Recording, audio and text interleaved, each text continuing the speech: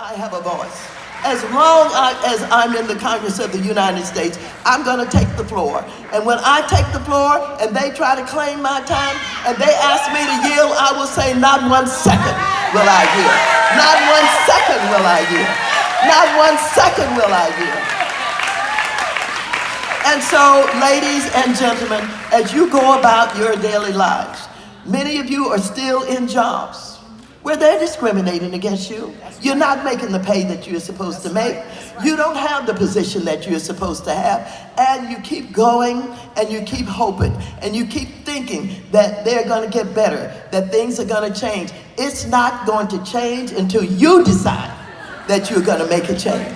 They talked about this president was going to become presidential after we saw him in his campaign where he was undermining and talking about women in a terrible way, talking about grabbing women by their private parts, where he dishonored, mocked, and mimicked a disabled man. And I told them then, he will never be presidential. He has no good values. And so let me just say to you, we have an election. November 6th, this is big. This may be the most important one that you have ever had to experience. This is the midterm election. And oftentimes people only vote in the presidential election because they don't think this is important enough. But this is absolutely important. First of all, if we take back the House, most of the members of the Congressional Black Caucus will be chairs of the committees of the Congress of the United States of America. I will be the first African American, the first woman to chair the powerful Financial Services Committee. That's all of Wall Street.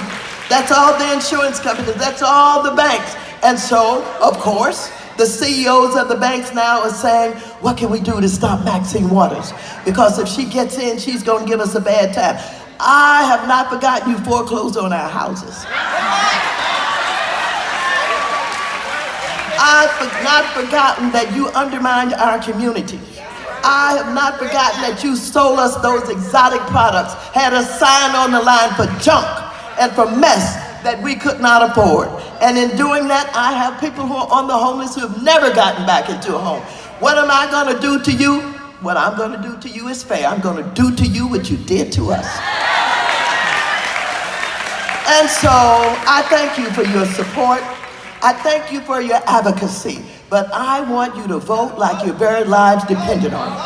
I want you to vote not only like your lives depended on it, but your rights depend on it. I want you to tell your children, you gotta vote. I want you to tell boss man, I can't get in early on Tuesday, I gotta go vote.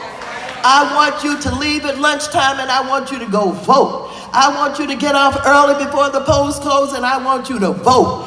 Let's send a message. Let's send a message not only in the state of California that we want progressive legislators who are concerned about our plight, who are going to work with us, who are going to look at the opportunities to deal with investment in our potential. I want you to vote so that the message is not only clear, but it is a lasting message. It is a message that we have arrived at our potential, and we know our power, and we know our influence. And while I'm saying that, black women all over this country are running for office at the state legislatures, at the city councils. We have I think about 6,000 of them running.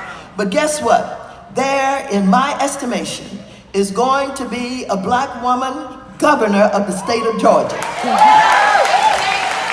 Her name is Stacey Abrams. And I want you to know it's only a few days left until November 6th, but you can still send her a check. I don't care if it's but $1. I don't care if you go on the internet, act blue, and send her $2. Let her know that we love her. Let her know that we respect her. Let her know that we are thrilled that she comes with the kind of competence and the kind of leadership that will show the entire South that we have arrived. Thank you very much. Thank you very much. I love you all. Thank you for this honor. Thank you for this recognition.